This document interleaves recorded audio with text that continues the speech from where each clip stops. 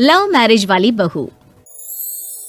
सुबह का वक्त था और सरला जी काफी उदास चेहरा लिए हुए पार्क में बैठी हुई थी। तभी उनकी सहेली सुमन वहां पर आती है। क्या हुआ सरला जी, आज मॉर्निंग वॉक करने का इरादा नहीं है क्या? इस तरह चुपचाप क्यों बैठी हैं? आई तो थी ये सोचकर कि पार्क में जाकर थोड़ी देर पहले टहल लूंगी, लेकिन क्या करूं, मन ही नहीं कर रहा। अरे सब ठीक है, तो इतनी परेशान क्यों नजर आ रही है? नहीं नहीं, ऐसी तो कोई बात नहीं है, सब ठीक है। अरे भाई, अब तो आपको खुश नजर आना चाहिए। अभी कुछ महीने पहले तो बेटे की शादी हुई है, घर में नई बहू आई है, आपके चेहरे पर तो रौनक नजर आनी चाहिए। अरे छोड़ो भी, आजकल की बहुओं के बारे में क्या बताऊं आपको। क्यों, क्या हुआ बहन जी, कोई परेशानी है क्या? कुछ किया क्या बहू रानी ने? अरे भाई, अभी तो शादी को 6 महीने हुए हैं। अब आपसे क्या छुपाना, आप तो जानती है मेरे बेटे ने लव मैरिज की है और मुझे ना इन लव मैरिज वाले बहुओं पर बिल्कुल भरोसा नहीं। ना जाने कब मेरे बेटे के कान भर दे। अरे लेकिन सरला जी, आपके बहू बेटा तो आपके साथ ही रहते हैं, फिर आपको इस बात का डर क्यों है? पता नहीं क्यों बहन जी, अभी तो मुझे अपनी बेटी दीपाली की भी शादी करनी है। बस इसी बात को सोचकर परेशान रहती हूँ। ये लव मैरिज वाली बहू पता नहीं कितने दिन परिवार में एडजस्ट कर पाएगी। कल को अगर बेटे को लेकर दूसरी जगह चले गई तो क्या होगा? अरे हाँ, याद आया, दीपाली तो दिल्ली में नौकरी करती है ना? हाँ हाँ, बहुत अच्छी नौकरी लगी है उसकी। और आप किसी से कहना मत, अपने ऑफिस में साथ में काम करने वाला कोई लड़का उसे बहुत पसंद है, बता रही थी मुझे। लेकिन अभी तो आप कह रही थी कि आपको लव मैरिज और इन सब में भरोसा नहीं है। अरे तो क्या हुआ, जहाँ बेटी खुश रहे वही मैं खुश हूँ। और वैसे भी बेटी को तो दूसरे घर जाना है, वो लोग जाने और उनकी बहू जाने, मुझे तो बस अपनी बेटी का ब्याह करना है। अच्छा, ठीक है, जैसी आपकी मर्जी। लेकिन मुझे लगता है कि आप अपनी बहू के लिए कुछ ज्यादा ही सोच रही हैं। क्या पता वो वैसी ना हो जैसी आप समझ रही हो। सरला जी अपनी जगह से उठते हुए कहती है, अब ये तो भगवान जाने, बस मेरी बेटी दीपाली की शादी उसकी पसंद से हो जाए तो मैं गंगा नहा लूं। चलिए, बहुत देर हो गई है, मैं भी अब घर जाती हूँ। अच्छा, ठीक है, मैं भी चलती हूँ। अगले दिन जब सरला जी अपने घर पर बैठकर चाय की चुस्कियां ले रही थी, तभी उनकी बहू वहाँ पर आती है। मम्मी जी, मैंने एक जगह नौकरी के लिए अप्लाई किया था और वहाँ से सब कुछ पॉजिटिव आया है। मैं भी नौकरी करना चाहती हूँ ताकि घर के खर्चों में थोड़ा हाथ बटा सकूं। अरे बहू, तुम्हें नौकरी करने की क्या जरूरत है? मेरा बेटा अच्छा खासा कमाता है, क्या तुम्हें किसी बात की कोई कमी है? तभी सरला जी का बेटा वहाँ पर आता है।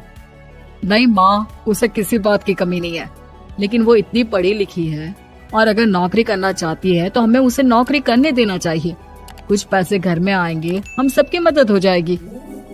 तुम तो ऐसे कह रहे हो बेटा जैसे ये घर तुम्हारी पत्नी की कमाई पर ही चलता है।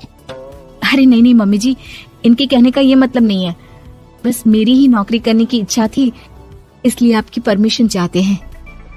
अब भाई, मेरा बेटा तुम्हें लव मैरिज करके घर में लाया है, मैं तुम्हें कुछ कैसे कह सकती हूँ?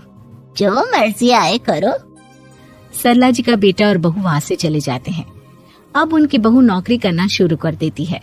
कुछ ही दिन बाद सरला जी की बेटी दिल्ली से अपने घर आती है और अपनी माँ से कहती है, माँ, मैंने आपको बताया था ना, मुझे अपने ऑफिस में साथ काम करने वाले एक लड़के से बहुत प्यार है, मैं उससे शादी करना चाहती हूँ माँ। हाँ, तो मैंने कब मना किया?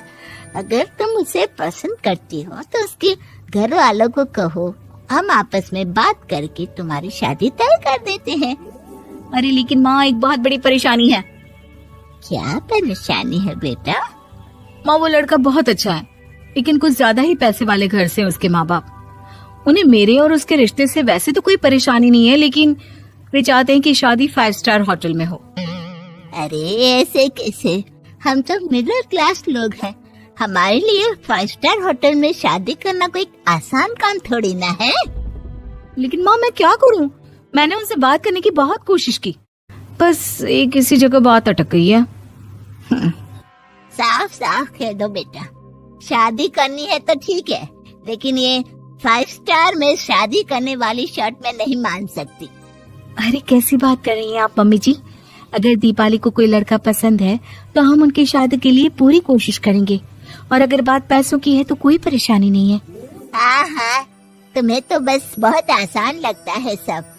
जिस तरह तुमने मेरे बेटे से इतनी आसानी से शादी कर ली, सारे काम उतने आसानी से नहीं होते। समझ में आया? हर काम करने में पैसे लगते हैं। लेकिन माँ, मैं उस लड़की को बहुत पसंद करती हूँ।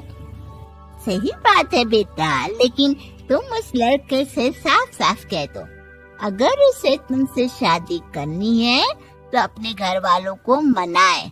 अगर नहीं मना सकता तो तुम दोनों अपनी गृहस्थी अलग से कहीं सेट कर लो। कोई जरूरत नहीं है अपने माँ बाप के साथ रहने की। मम्मी जी, ये आप क्या कह रही हैं? मैं भी तो आपकी बेटी के साथ लव मैरिज करके आई हूँ। अगर मैंने भी ऐसा ही किया होता तो? अब तो मुझे उल्टा जवाब देने लगी। देखो बहू, मैं तुम्हारी सास हूँ, मुझसे ठीक से बात करो।